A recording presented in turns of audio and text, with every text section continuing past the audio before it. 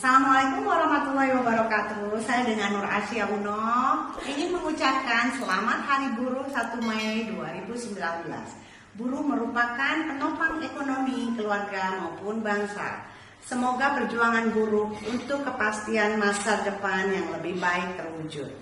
Tetaplah berikhtiar dengan penuh semangat produktivitas tinggi.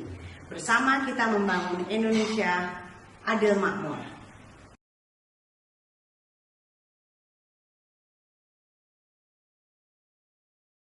Allah ini udah jelas. Jadi sekarang saya berada di posko dadakan di